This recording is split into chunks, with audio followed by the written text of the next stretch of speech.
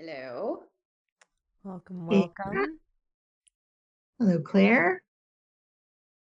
Hi there. Hi. Nice to see all your beautiful faces. Good to see you too. We've got Christine connecting.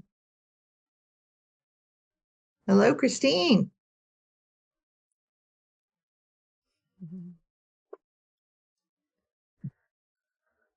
She's muted. All right, well, welcome everybody. We may have a couple more folks trailing in. You know, it is that hour where a lot of people are just getting off of work and trying to scramble to, that's what I did. Put my work computer away and then run and grab my computer, plug it in and try to get sorted. So I totally get it that folks are doing that. So we'll go ahead and get started with Workplace Culture Podcast. This is episode 3. And I want to thank you and welcome you all for being here and having the discussion. Today is going to be a little different than episode 1 and 2. In episode 1 and 2, we had a guest that was kind of like the expert in their field. And I think it's kind of the universe's way of saying that there's something else to be discussed here and to be had in this specific conversation.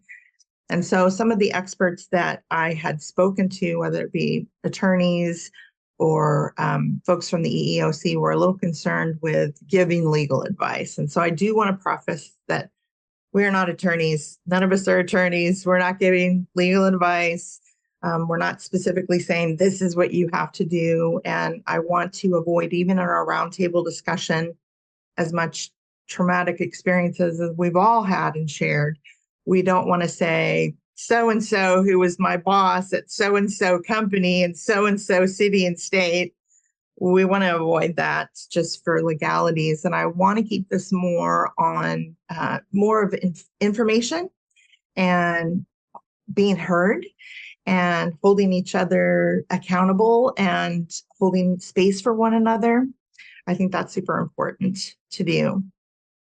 So Janelle is logging in. Hello, Janelle. And so I'm going to go ahead and I'm going to share my screen and just kind of go through some slides of information. Again, I think it's super important to be informed. I myself was not informed. And throughout the years, I've been, as we've discussed before, Claire's in the entertainment industry. I've also been in the entertainment industry and have always been told that sexual harassment is attempted rape. By men, of course, that said that to me, and I believed it. You know, I didn't understand. I had never had reason to really do a deep dive until last year on sexual harassment and what it actually meant and the verbiage. And we actually have some new things that are coming into play now with gender. And so folks that may be gender neutral or identify as a different gender than what they were born. I mean, imagine the trauma and things that they're experiencing in the workplace. And so with that, I'm going to go ahead and share my screen.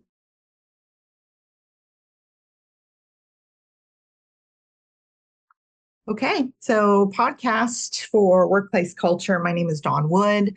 I've been in the professional industry in property management, HOA management, property management software, and then also in the entertainment industry as a singer for many years. And so I've seen some, as many of you also have, I've seen some absolutely horrific things happening to coworkers and colleagues, fellow musicians and entertainers, as well as experienced things myself. And I've always kind of been a people pleaser. And so I've not, unfortunately, felt comfortable speaking up and speaking out until just recently, when I've decided I'm not going to be a people pleaser anymore. And I've really made some huge strides in not falling back into that. You know, once you're in that pattern, you kind of, it's the safe place to go back, even though it's my toxic trait. I will admit that freely. And so I think it's important to set healthy boundaries and to be able to get to a place where you feel comfortable in saying, you know, I really didn't like that. I really don't appreciate that. And that's unprofessional. And that's not something that we discuss at work. Uh, I think it's important to be able to have the voice to say that. And so that's all these experiences that I've seen and experienced has led me to a place that I wanted to actually start speaking out about it.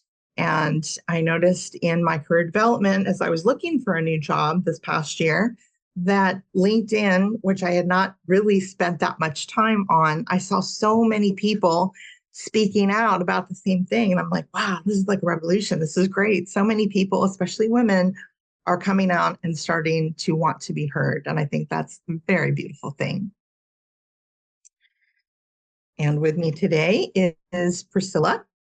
And I met Priscilla about 6 years ago, I believe. And back.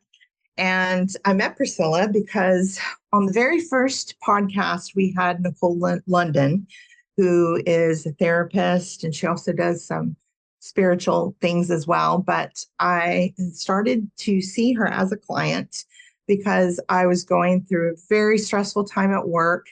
I had a relationship betrayal. I had parents that were aging and becoming disabled, and I was 3,000 miles away from them. So I was stressed out to want to take care of them and help them out. And all of this, again, in my people-pleasing mode, I started to internalize it, and I started having all these health problems. I started falling and breaking bones and developed sciatica. And so in the therapy that I was doing with Nicole, she recommended that I go and see Priscilla, who at the time had a yoga studio in downtown Tacoma and taught aerial yoga. And so, of course, when I go to the doctor, they're like, here, take all these drugs, take this, you're depressed, you're anxious, you need pain medication, take all these drugs, which I did not want to do because I have a weird body and most drugs do exactly opposite of what they're supposed to do. And so I certainly didn't want to have any kind of addictions or hoping that drugs were going to save me. So the other thing was physical therapy, which is a kind of a long process. And so I started doing aerial yoga with Priscilla, and my physical therapist was like, I don't know what the heck you're doing, but you were supposed to be in physical therapy for 6 months and you're like done. And so learning how to do all these things to, heal my body was super important. So it's body and mind that had to be healed. And so with that, I'm just going to turn over to Priscilla for a little bit so that she can talk about what it is that she does. Hi, everyone. My name is Priscilla. Thank you, Dawn. So I was teaching aerial yoga. I currently am venturing off into the world of music right now as a focus and sharing voice and helping people awaken their voice and awaken to using the power of sound and sound healing to really, just open up so we can express ourselves. And I love, even this modality of the podcast. It's such a great opportunity for us to express and to voice what has been repressed for far too long. I've also been helping people get started up on their businesses and get a little lift off. I've been helping with web design and with getting social media, like all the people that feel like they're totally paralyzed and afraid of technology. Like, how do we just use technology as our friend and not let it use us? So instead of doom scrolling all day, like, how about we use it with some intention? So yeah, it's been quite a different journey for me, and I'm transitioning into some new things that I'm really excited about. And it's been so fun to do so many different careers over my lifetime. From being a barista, working in pizza shops, being a hairdresser, going into aerial yoga, working in the warehouse industry. I've had many trades that I've done over my lifetime, and I've been able to really see a lot of these scopes that we're discussing in this podcast. So I love these discussions that come at the end, and I'm really grateful for Dawn opening this space for people to gather and to be heard, seen, held. And I will be here to hold some space today. So thank you all for joining. Thank you, Priscilla. So again, today I want to give some information and then just kind of talk, hold space for one another, allow for folks to be heard and to have discussions. What is sexual harassment? Again, that was like the biggie for me, that I wasn't really sure what sexual harassment was. I had it mistaken for attempted rape, and that was just from men telling me that that's what it was. And so sexual harassment, I actually found this. Washington State has a lot of information and different websites that you can go to. I do, depending on where you live, I do highly recommend that you look specifically at your state, the things that they have available. EEOC is something that I wasn't even sure of what they had done. And it wasn't until my brother, who works for the government in another agency, had asked me, have you ever thought about going to the EEOC? And I'm like, yeah, what's that? And so the EEOC is the Equal Employment Opportunity Commission, and they investigate things like sexual harassment, hostile workplace environment, discrimination. And so they kind of hold employers accountable. And I think the mistake that a lot of employers get into is, oh, I'm a small business, I don't have to do that. And so I unfortunately have worked for employers that didn't even have a policy at all. And so the EEOC recommends that any employer, and they actually have documentation and resources for any employer to go on and to write up, to have some sort of an agreement, policy. And then what happens if someone has experienced this in their company? They should be able to have a policy that says, here's what you need to do. Here's our policy, and kind of give the steps of what to do. Whether or not that they have HR, there should be an actual policy and things to do. And so in the state of Washington, we are actually lucky that we have a few agencies that are involved. And one of those is the Washington State Attorney General's office.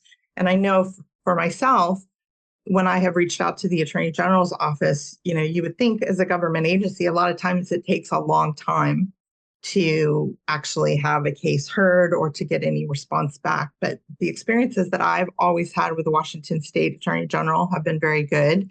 I've always been told immediately, we've received your case, here's what you can expect, and always had, even if it wasn't the response that I wanted, they pointed me in the direction of where I could go.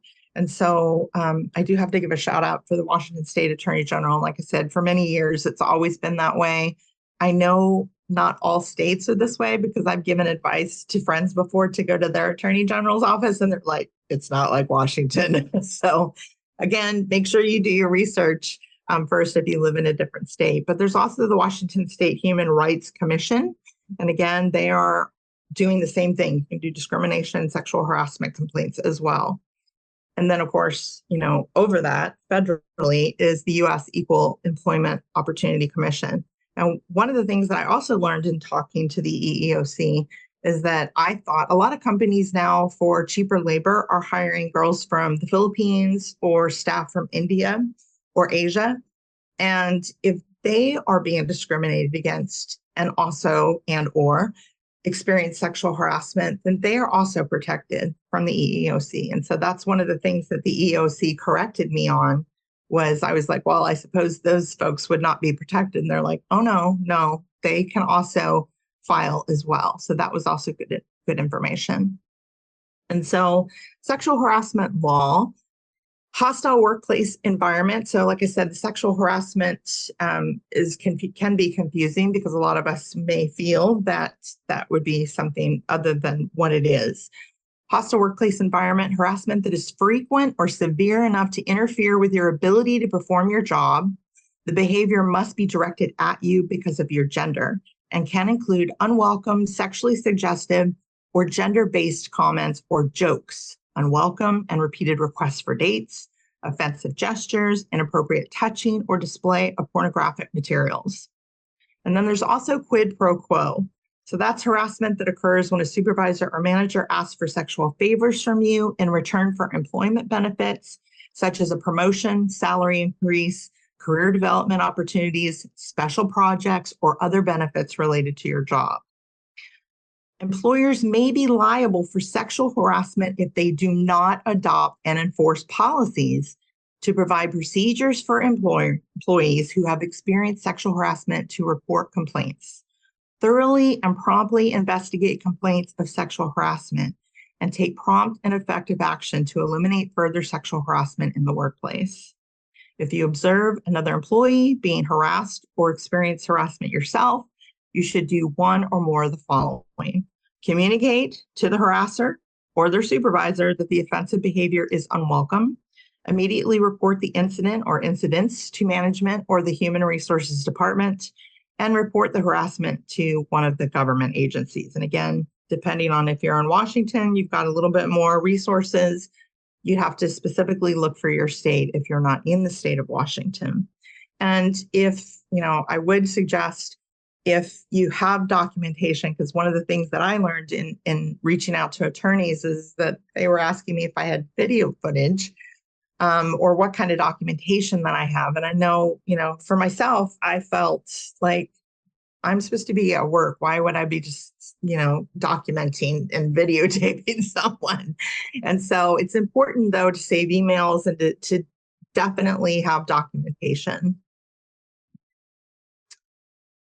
And so a lot of this is going to be like put downs, jokes, sexual coercion, legally termed quid pro quo harassment, referring to implicit or explicit attempts to make work condition contingent on sexual cooperation. The classic sleep with me or you're fired scenario is a perfect example of sexual coercion. It is the most stereotypical form of sexual harassment, but it's actually the rarest. A second, a more common form of sexual harassment is unwanted sexual attention, unwanted touching, hugging, stroking, kissing, relentless pressure for dates, or sexual behavior.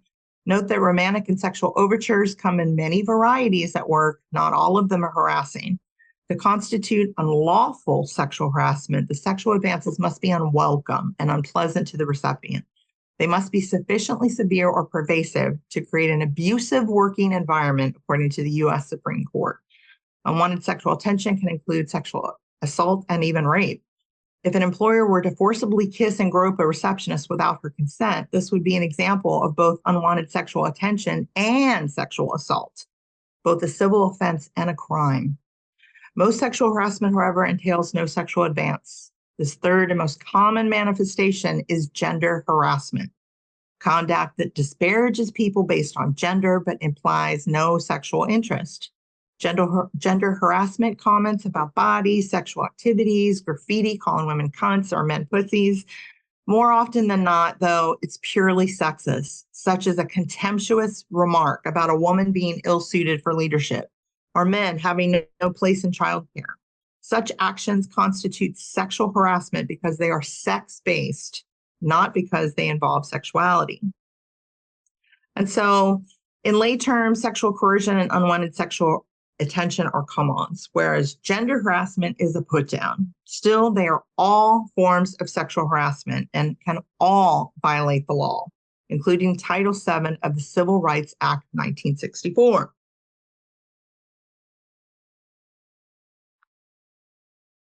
And so there was a study in the University of Melbourne that analyzed data from 73,877 working women. And they found that experiences of gender harassment, sexist discrimination, and the like are more corrosive to work and well-being compared to encounters with unwanted sexual attention or sexual coercion. We try to clarify the terms that are now becoming household words. Of course, life is complicated. Abusive, assaulting, or harassing behavior cannot always be neatly divided into one category or another. Sometimes it belongs in more than one. Nevertheless, it is important to use terms in accurate ways to promote the public's understanding. Finally, we take heed that society is in a period like no other, and one we thought we would never see. People are starting to reflect on this behavior and remembering and talking about and considering and reconsidering their experiences and their behavior. And so right now, is a really wonderful time because people are starting to speak out. But I do look forward to seeing some additional laws and litigation and whatnot coming down to further clarify and to further give people the confidence that they need to be able to report such incidents. And so don't be like me. Don't wait. If you have experienced sexual harassment or any form of discrimination, do not wait. Go to the EEOC. Again, they have resources for both employers who want to avoid ever having this kind of situation in their business, and also for employees and applicants that have dealt with this type of behavior. And so the one thing that I will preface with the EEOC is, again, they're a government agency and it does take time. I know with my own experience from them, you know, if like a caseworker leaves, then that all those cases that was with that one caseworker goes to all the other caseworkers. And so a lot of government workers in agencies are buried and already doing the job of 2, 3, 4 people. And so just be patient and trust the process. And then I did find this very beautiful, some suggestions on non-physical compliments. And it's from Sarah Kubrick, and she's the millennial therapist on Instagram. And I thought these were some beautiful just suggestions. Instead of, you know, hearing things like, you look good in that dress, or your body looks good, or things like that, things that could be misconstrued as weird. Beautiful things like, I constantly learn from you. The way you treat people is beautiful. You are strong. You are such a good listener. I always feel heard. I appreciate how authentically you show up. Your confidence is something I aspire to. You make me feel like I belong. Your resilience is inspiring. I love that you don't hesitate to apologize when you're wrong. I really admire your passion for self-exploration. I love how transparent you are. You bring out the best in me. You're dependable. I always feel safe around you, and your passion is contagious. And then I would recommend, just if you've gone through this type of situation, the thing that I noticed is that you start like feeling really bad about yourself, and you start kind of circling like, I'm not good enough. And these are all like these negative thoughts that pop up. And so one of the things that I did is I reached out to someone to help me in finding a job that I wanted. I knew I had, a list of things where it used to be, as long as I make this amount of money and I'm doing what I know, well, I've learned that now, I want to work remote. I want to have a certain wage. I want to have certain benefits. I want flexibility. I want a team that works together and, all for one and one for all. And the most important, what has shifted and changed for me now, is I have to work for a company that has a strong policy against discrimination and against sexual harassment and hostile workplace environment. That was like my number one. I will not work for a company without HR anymore. I will not work for a company that doesn't have a specific policy in place. And so working with Bonnie, she, really opened my eyes. I hadn't written a resume in over 20 years. And so I had no idea that now employers aren't actually looking at the resume. There is AI and there's programs that they're like looking for keywords that match with the actual position. And so Bonnie and her team actually rewrote my resume. One of the things that I didn't know is, hey, if I've got over 20 years experience, that's awesome. Well, no, that puts you into a protected class.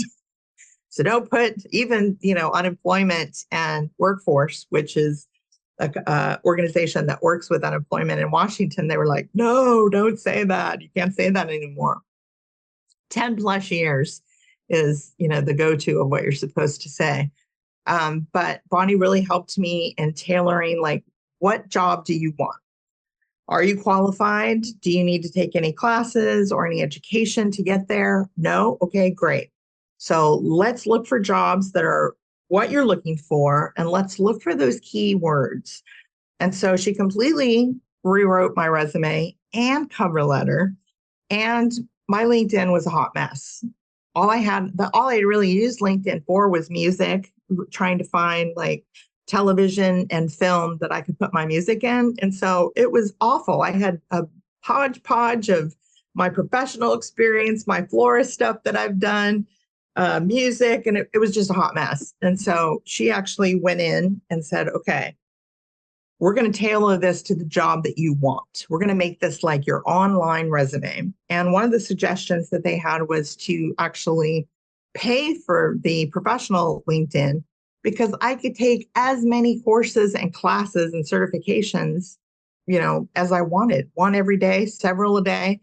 And all of those certifications would actually show up on my LinkedIn. So not only did I have this amazing resume, I had this amazing LinkedIn that showed even further my skills. Everything from Excel to HR to recruiting to project management software. I mean, the sky's the limit to look on LinkedIn and to see all of the various classes that they have from all sorts of professionals all over the world that are teaching it. Great classes. I highly recommend. And so the other thing that Bonnie and her team helped me with is I was used to, here's my resume, I have a job next week.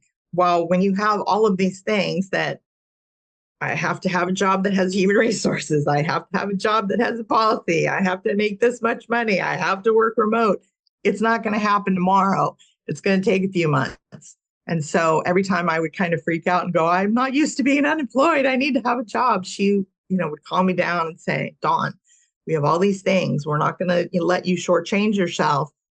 We're going to get you a job that's exactly what you want. We're going to manifest that. And so I highly, recommend Bonnie and her team, but there's several other people that are out there doing this exact same work. So it doesn't have to be Bonnie. That's just my experience and who I would recommend. I think it's important to do that building up into, instead of focusing on that negative experience, we'll let the EEOC or whoever, attorney, whoever's going to deal with that. And for my own peace of mind and my own heart, I had to work on perfecting myself and creating what I wanted for the future. So with that, I think it's time for our roundtable discussion. And Priscilla, I'll stop my screen share and I'll turn it over to you for just some little tips for our discussion. Yeah, so we're a pretty small group, so we're going to keep it nice and light. If you have something you'd like to share, you can either raise your hand or just unmute yourself and feel free to voice what you'd like to express. And kind of as Dawn had prefaced a little bit earlier, this is going to be an opportunity to express. However, try to avoid saying any names, any actual companies, just for your own protection and for the protection of others. Just really keep it very general of your share.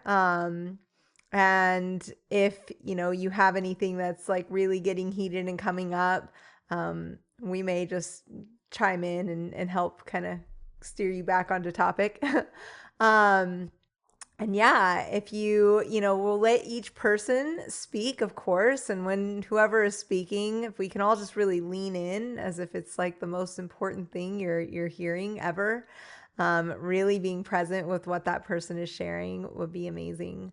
We're going to avoid any like crosstalk and talking over each other and then interrupting. So we'll ask that if there's any interruptions, I may mute and we might take a pause and take a breath and come back to the person that was sharing.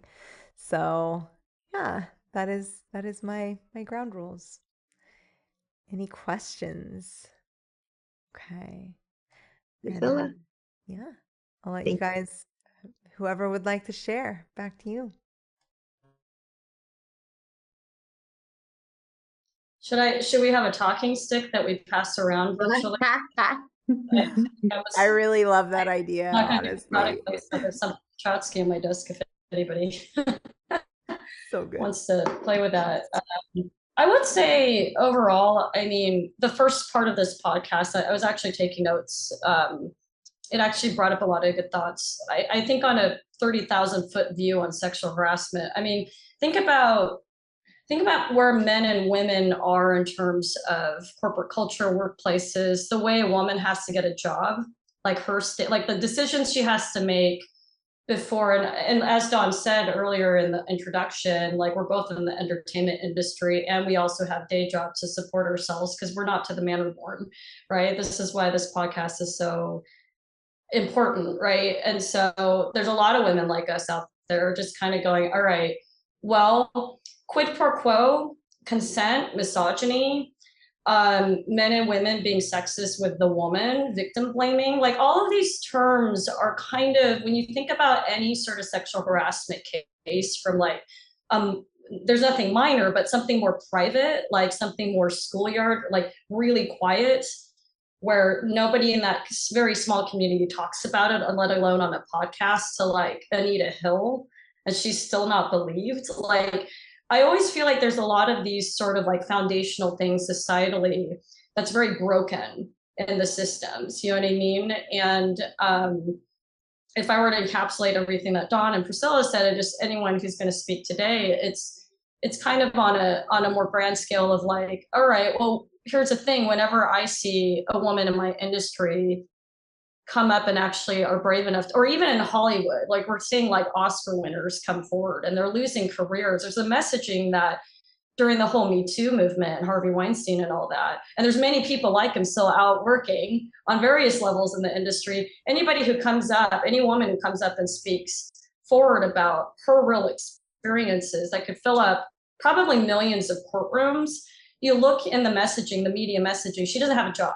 It's like everything she works, she's gaslit to be a lunatic. There's also that, the mental manipulation and the mental hostaging.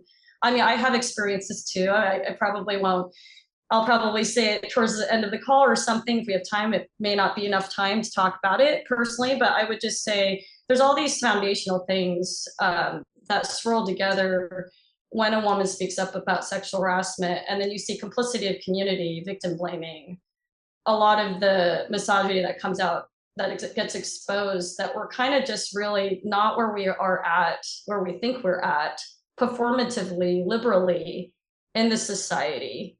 Because if we were, I think, and this is something I really want to do in my film career, is that I don't think any woman or man or anybody who is of minority or anybody who is ostracized for who they are should feel afraid in any workplace, especially in the entertainment workplace, to be able to speak up and say, hey, that powerful person, there's a power dynamic thing too, that powerful person makes so much money and is so famous and influential and popular, I can't talk about a real experience or risk of I'm not going to work in the entertainment industry anymore. And so that's still something that there's improvements. I think Dawn and I can talk about, like we're seeing growth and progression, not fast enough, but there's also still that old caveman type of thing happening. You know, we're not really sure about consent. We're not really over our, you know, the way we treat a woman when she's strong and speaks up. Men and women still have problems with that in this country, in this world, in this society. We don't believe the victim, complicity of community, and maybe it's just the ignorance of like, maybe the crowd goes, oh, well, if I speak up, false accusation, and then we go straight to false accusation. That does happen. There are women who falsely accuse men too. I mean, that does happen. But I would say in terms of the large percentage of women that come forward with these things, like we already know a lot of us don't come forward in the beginning for many years because we're like, all right, well, if I say anything, I'm just not there's gonna be backlash. You know, I've experienced that too in my career as well. It's like the minute you speak up about, you know, it's been known that these colleagues aren't safe to work with, even though they're not charged in court, it doesn't mean that their victim voices are not true, right? So, I mean, I always see a lot of foundational upset and lopsidedness and ignorance that it's so David versus Goliath. I just wonder, I'm trying to be optimistic, but I'm wondering if we are going to work in industries, various industries, not just entertainment, but if we're going to be working in industries where people feel safe, and when they speak up, they're not going to have the 20, 30 years they worked in this industry, they're going to disappear. And then that's the messaging again. Like we protect the predator. And then we slut shame. I mean, I'm going to be real blunt. We slut shame the woman. Like whenever she comes forward about it, then there's all these really like detailed accounts of what she did personally. That was of consent, which doesn't make a lot of sense. So, including dress, how she dressed. Yeah, like we somehow caused that harassment thing to happen. It's interesting. What you just said, Claire, is so powerful. My name is Catherine Sonia. This is my first podcast. Nice to be here. Thanks for having me. I specialize and I'm passionate about empowering women and girls with information. I have a private practice. You know, my body set off alarms back in 2001, I would say, and I just got every autoimmune thing under the bus and just went what I call, you imagine a turtle, I call tits up. And I got poke prodded, all these tests, unremarkable, but oh man, was I sick. Bodies don't just tell stories, they tell histories. I'm a survivor of different types of things. And in 2013, I had a very, very high conflict divorce. They consider it scorched earth. And we speak of victims and not being heard or not being believed, seen, or other. You're talking about systemic, macro versus micro. So there's overt and coercive control and how we keep people in place. And I think that it is just, it's systemic. For women, it's really embodied and it really comes out. Autoimmune and related disorders, the prevalence is through the roof now. I mean, it's just the data is just right there in front of us about how it impacts our health, how it's been internalized over time and embodied over time. The microaggressions can be something like, I would marry you. That was recent. That was just a few weeks ago on a multidisciplinary team. And I'm like, some of these things that seem harmless and other people laugh and think it's funny. Oh, how sweet. It's really not that sweet. The things that have been tolerated that once were tolerated are no longer. I always believed Anita Hill, E. Jean Carroll is like my hero. Stormy Daniels is also my hero. The things that women face to go up against powerful figures, power and control dynamics that are not already supporting them in the first place. Ridicule, I call it kangaroo court. You've got all these kind of other things they've already made up their minds. I am so honored to walk path with women and provide information, support, resources, allyship. It is just the truest honor of my lifetime. I recently told a friend about angels on my pathway, and you can think of those moments where, gosh, your life could just have gone in a completely different direction.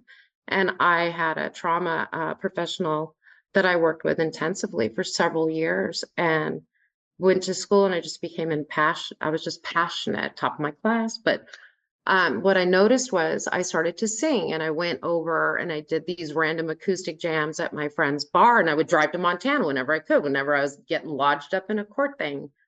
And I felt better. And it didn't look good on paperwork. Trust me, it really looked like, what is she doing? She's nuts. And I'm like, oh, I mean, I felt like great. And then what I ended up doing in graduate school, both my graduate papers were on the effectiveness of music therapy in community mental health settings, nonverbal approaches, the people that can be reached through bottom-up approaches to process that more trauma that doesn't need to have a story, doesn't need to have a name, but we know it's there, or even people that might not have language for what has happened with them, or they have other mental health issues that impact the ways they can express, handle, or deal with it. And I'm so proud of the work that I do, and I still do it with expressive arts, music therapy. I do top down and bottom up and integrate. And then I also want to say one more thing about documentation. Document everything. You get a slide at work, write down the time, date, and what was said on a spreadsheet. Text messages save, and save every single email. If you can, did you hear that and someone else heard it? Have them write it down too. It's so important.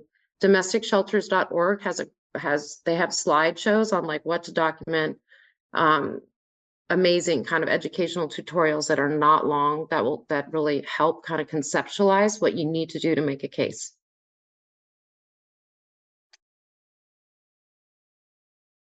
Thank you, Catherine. Yeah. I love the angels on my pathway. I consider Priscilla definitely an angel on my pathway. All of you angels on my pathway, but definitely when, you're going through a really hard time, and those people that stand behind you and help lift you up and focus you on yourself and improving yourself and moving forward and making a difference. I truly believe that things happen to us, the bad things that happen to us are an opportunity if we want to take that opportunity to help others. I really appreciate that. Was such beautiful information, and especially the part of like to asking someone else, did you hear that? I really such valuable information and how to document, because we do feel, I know I've had that many times where it's like, especially working warehouse industry is where I felt the most of this in my life personally, of like, I even was the one who had to put on the protective shield and start to make the jokes back and forth with the dudes, to just like fit in or belong, instead of having the courage and the power to say, hey, you know what, actually, I don't appreciate being talked to like that. Or actually, I don't appreciate your comments about what I'm wearing today. So having the courage to even set some boundaries for yourself, like that was not even a thought or how to do. Like, I don't know that stuff in my 20s. And most people don't know it ever, right? So having that kind of information of like how to set boundaries, how to stand up for yourself, and doing that through documentation and just a simple spreadsheet. If you can pull something up, a Google Doc, whatever it is that you can, and screenshotting things if you need. But especially getting those witnesses, that's really, really important information for people to know. Like, this is something that I can do. Yeah. Would anybody else like to share?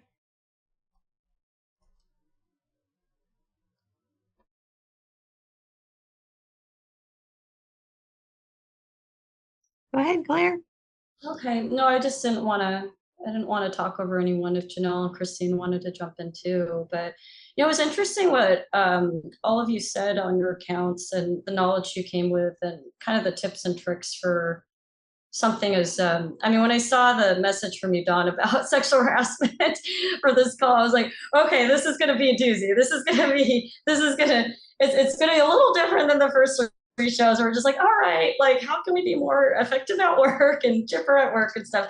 And so I would say, I can share an experience. I'm a independent filmmaker in a field that's still, gosh, it's still male dominated. And I can also balance this and say I have a lot of great male colleagues I've worked with in film. So I'm going to say that too, as well as amazing female colleagues I've worked with in film.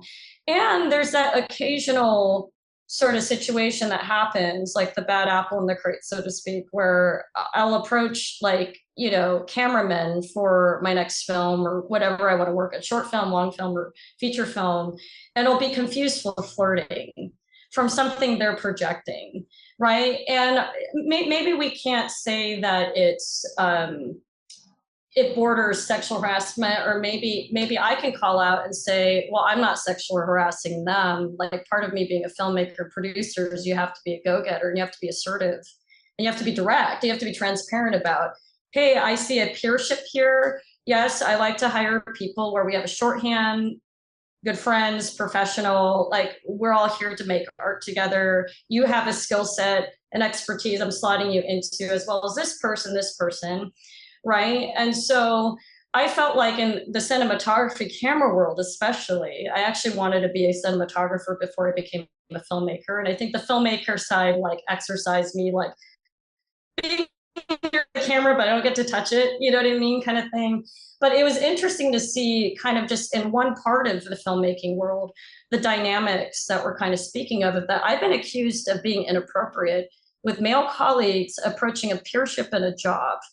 Let that thing sink in for a second. And it's coming from the male entitlement and the sexism and the projection that has nothing to do with me. Or even, like, they could have an argument with their spouse and it has nothing to do with me. And I'll even be very transparent about, how come I don't know anything about, your family or your kids or your, you know what I mean? Like, all the other colleagues I'm working with, I know who they are. You have to tell me anything personal, about my life. you know what I mean? My personal life, you know, and this is still a workplace. And I know we're creating art. And I think the art world tends to get a little schizophrenic about, okay, well, we'll excuse these sort of behaviors because it's artistic, or we'll excuse these sort of standards or ignore these standards because it's business related, right? We don't seem to be very clued into like, well, accountability happens whether you're a CPA accountant, as well as if you work a camera on a hit show or a local show or whatever, an industrial. So I think I've been bothered with people not understanding like what psychiatrists and psychologists,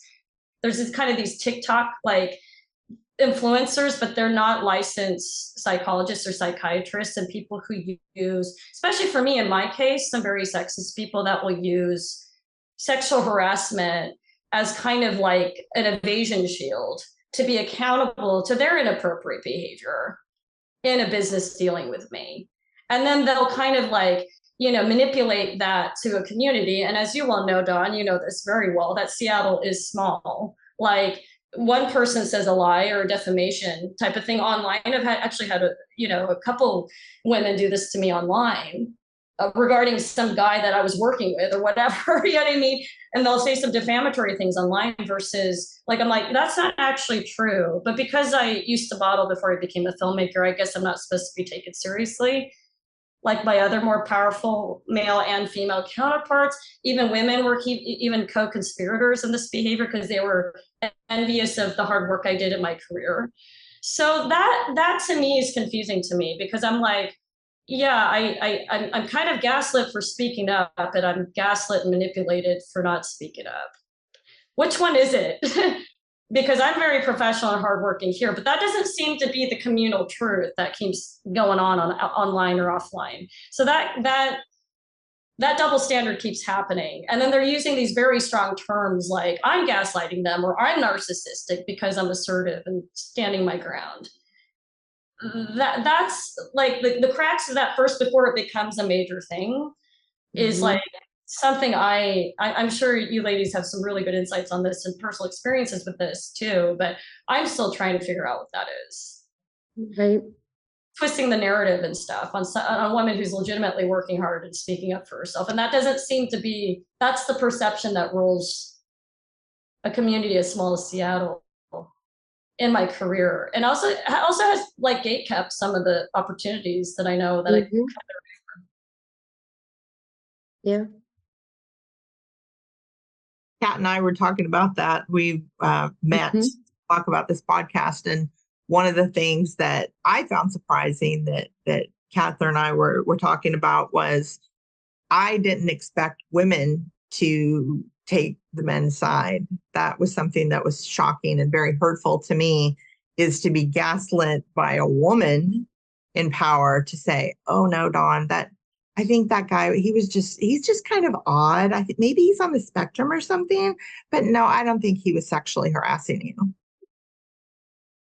Yeah. It's like, why aren't women just believing other women and supporting other women? But maybe it's a competition. I don't know. I don't know how to explain it. Catherine, you might be able to verbalize it better than me. For me, it was just shocking. Yeah, it's interesting. So I guess I went through the classic smear campaign, Claire. I think that's a little bit what you're talking about. Like rumors get out there, or slander, defamation of character. There was this great little meme on Facebook a while ago. I wish I kept it, about somebody throws a rumor and it blows. It was not a meme, it was like a reel, but it's true. Like you say something about someone, it stays. It just stays with them for forever. I mean, it doesn't go away, you know, and people's words matter, what people say. Like in the spiritual circles I love hanging with too, it's like there's energy behind things. What you say matters. We're learning also more about quantum right now as well, which we used to say, oh, that's pseudoscience, but oh no, it's a thing. So how we speak about ourselves, each other, it really matters. I had so many things that were said about me that were really hurtful, slanderous. I barely got up, and I will own that. And one day I plan on telling my story. And part of this is Reviving Ophelia was so good. Pfeiffer was the name of the author. It was written years ago.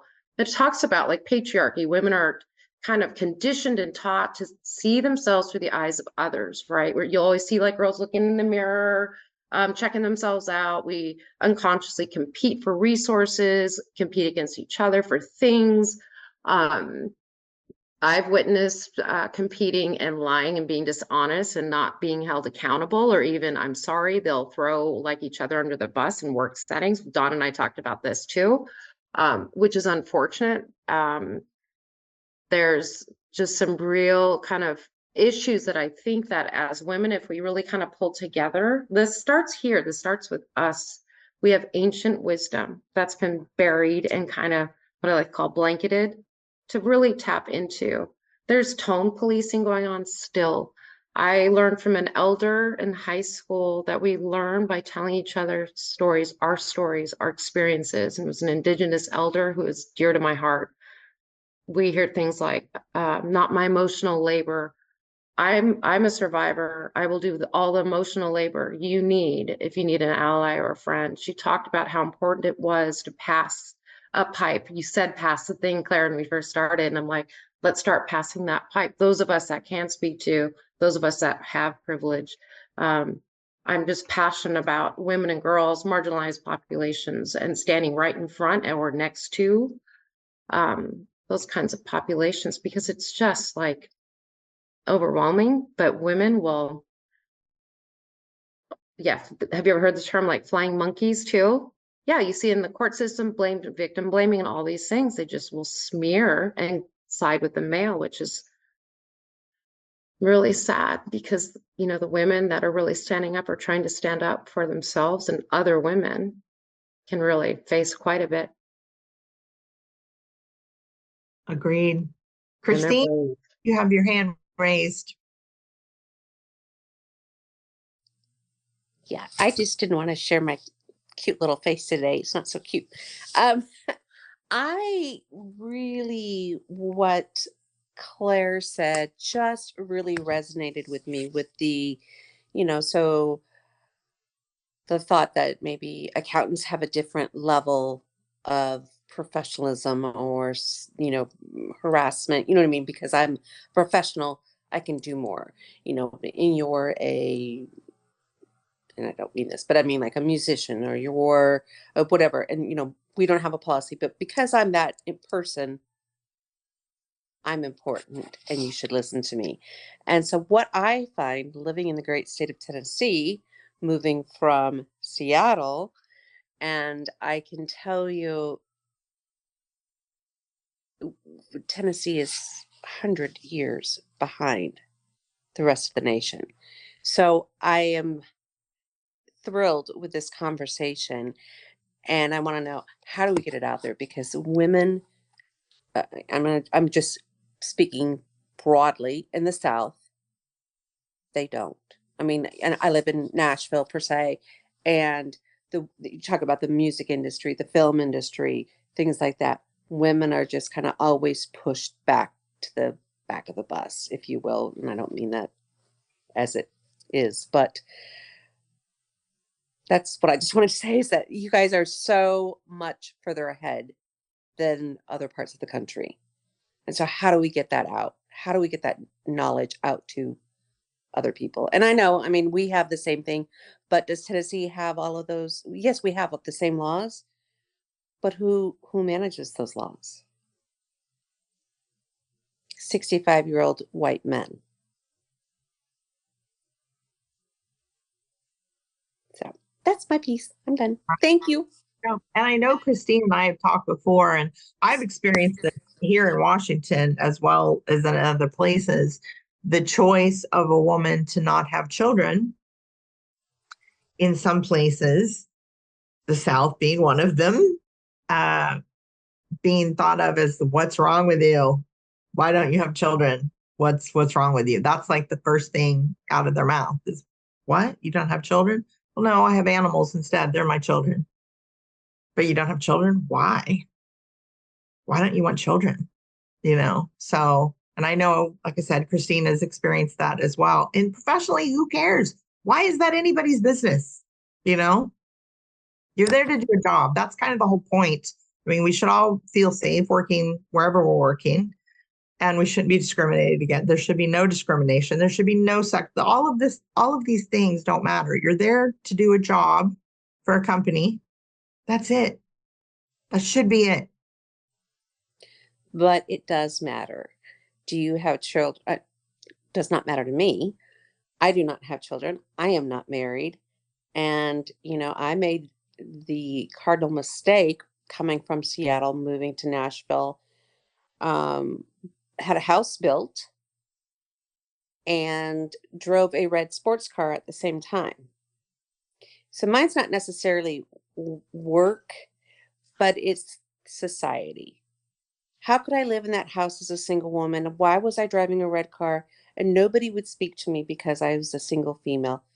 And I mean, when you would go to work, everybody was married and you would not be invited to go out because, and they would talk about work things. That's socialization. And I'm not going to, I could go on and on, but it still exists, especially in the South.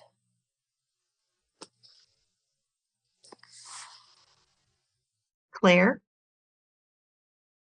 I just want to say, Christine, you kind of sent shivers down my spine, because if you take Washington State alone, we crossed like 5.5 hours on a road trip to Eastern Washington. It's so different, like so much more conservative.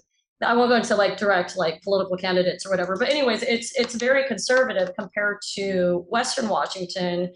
But I also really, really relate to what you're saying, Christine, because I have colleagues that live in like Cleveland and like, you know what I mean? They lived in Nashville. They also live in Atlanta, Georgia, and they came from Seattle. And so I had to write some notes because your experience was just very powerful. And I really related to it.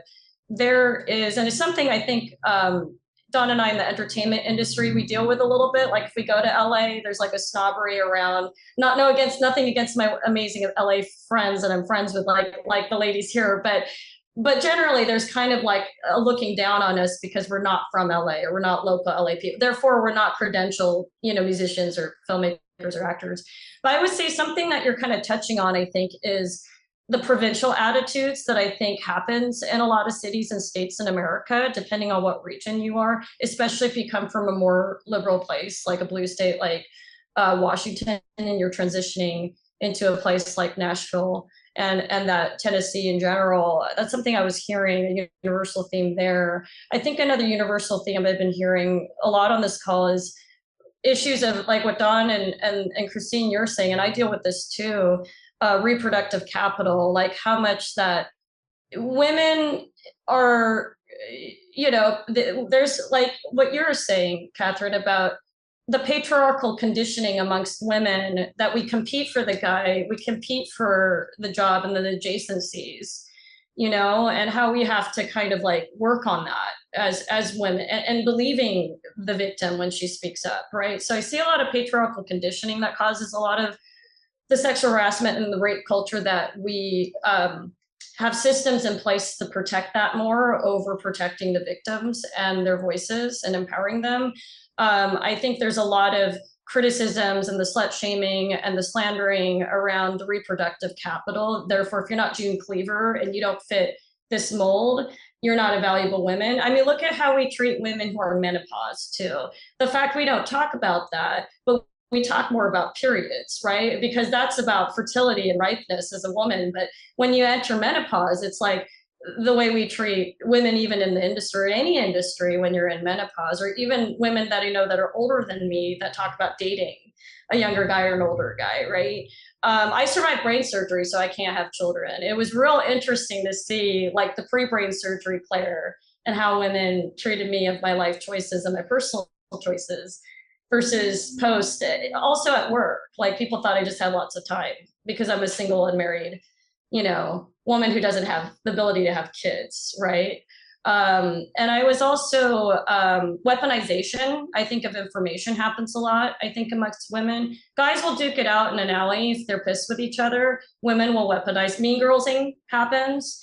So there's so much in your comment alone, Christine, like the provincialism, the patriarchal conditioning, the discrimination of women with reproductive capital, how we judge a woman's value in society on earth based off of reproductive capital.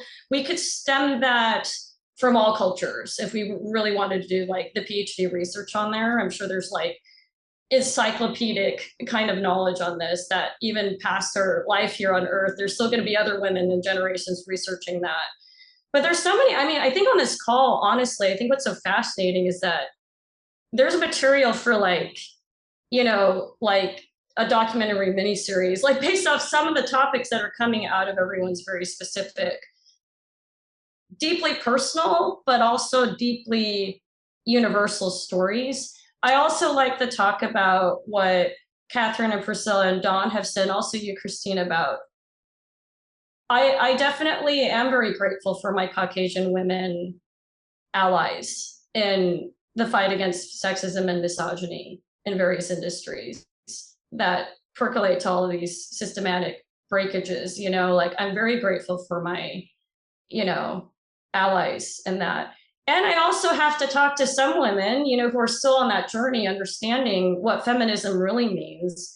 Feminism isn't just posting online, we the women, and then in your personal life and your interactions in business, like you're not adhering to looking really cool online, the virtual signaling I see online. And then those are the same women who are, you know, for lack of a better, I won't say bad words here, but who are backstabbing me.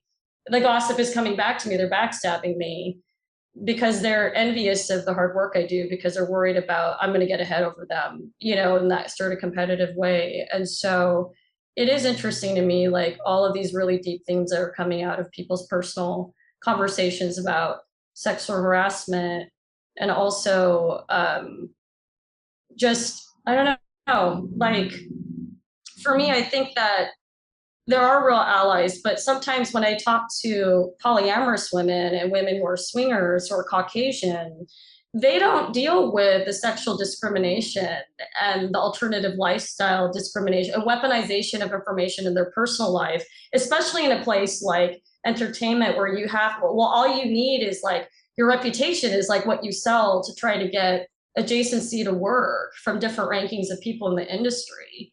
Right? That's a business like one-on-one thing in entertainment that a lot of the women who can enjoy the privileges of that don't understand the cross intersection of race, the racial fetishes. I mean, I've had men treat me like I'm a concubine. Like it may be very subtle in a place like Seattle, but like they won't respect my time. They'll think that because I'm a director, I'm their housewife.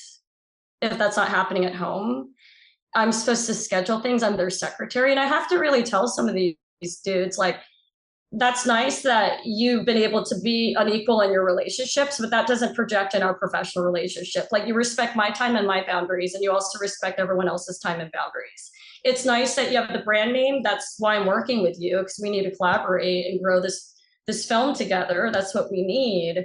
But no, what I'm not going to accept is that you're going to pretend that my title as your boss is your secretary. You know, so there's also a lot of that goes on in my career as well. Anyways, I know that's kind of loaded. A lot of things I'm saying is very loaded, but I think it's very necessary because I think everyone who talked here, I'm just being very moved by everyone's stories, really. And I think that's how we solve it, Christine, is that we're coming together and we're helping each other out and talking and trying to do something through our work with that. I just need to get some more girls from Tennessee on here. Yeah, absolutely. Invite them. Yeah, I really feel strongly, you know, I feel so strongly at the fact, and I love how Catherine was saying, you know, I totally love like when we can come together as women, this is the change that we're experiencing now.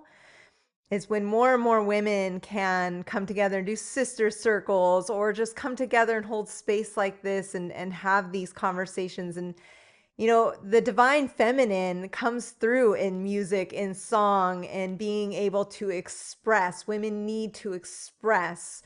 Whereas, you know, men don't really, that's not their thing of what they need, you know? So for us to come together, and even if it's just us being in song together, even if it's us just gathering together and being together and creating safe spaces together, the more we can do this gathering in a non-judgmental way, this is where I feel like the majority of the healing comes and starts to happen. And the fact that, there's women, all of us are here having this conversation, whereas Dawn is pointing out, a lot of people didn't want to come on this episode because it's controversy and it's scary and it can feel scary.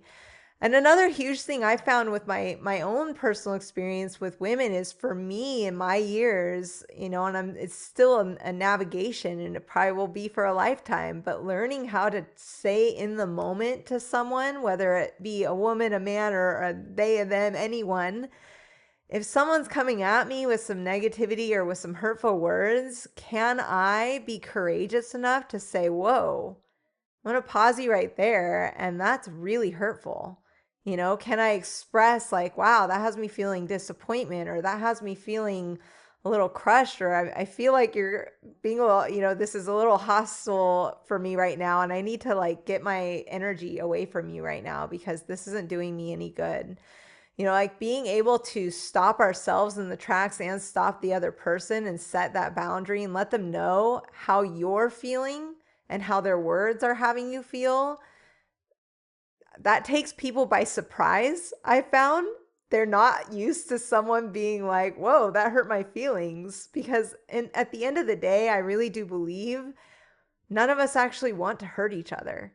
We just want to be heard and seen and loved. And when we're not getting it, sometimes we demand it and we scream it and we fight it and we want to have this attention in some weird way, and it may not make sense.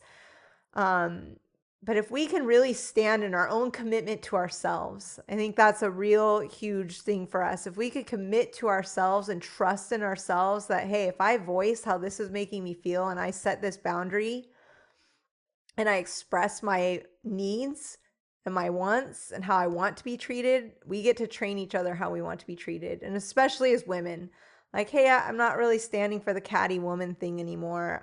Would you be willing to treat me with a little more kindness and a little more respect? That's what I'd like to give to you today.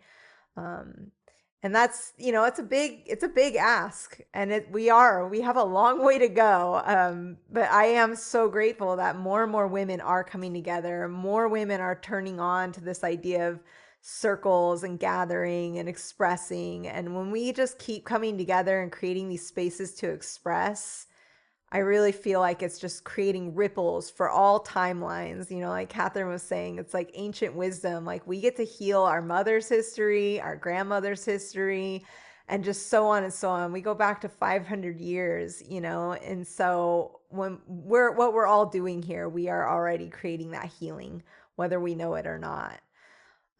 So I guess really I just say, let's keep committing to ourselves and keep committing to all women that we'll just start treating each other with more respect. And when women aren't treating us with that respect, or whoever it may be, we get to voice that that's not the way we want to be treated. Like, I don't really want to tolerate that anymore. And can we treat each other differently? How can we be nicer and kinder and more respectful? I like that. It's a great message. I think a lot of times things like this means that it starts here with us and with our peeps, creating change. And it may seem small and it may seem like, this is too huge to tackle. I couldn't possibly have any impact, but that's not true. I mean, if we even look back to the Me Too movement, that started with a voice. So with that, I would like to thank you all for being here. Such great conversation. I always feel so inspired when I get off of these calls. And I was a little nervous today again, because as Priscilla mentioned, some of the folks that I reached out to were really intrigued, but they were like afraid to talk about anything specific. And so again, I think sometimes the universe moves us in a way that we can pivot. And in the end, we have to be able to create those boundaries, and we have to stick up for each other and see that difference in ourselves and create the future that we want. So I hope this was helpful. I appreciate all of you. Thank you so much for being here. Appreciate it. Thank you all. Hmm. Bye, guys.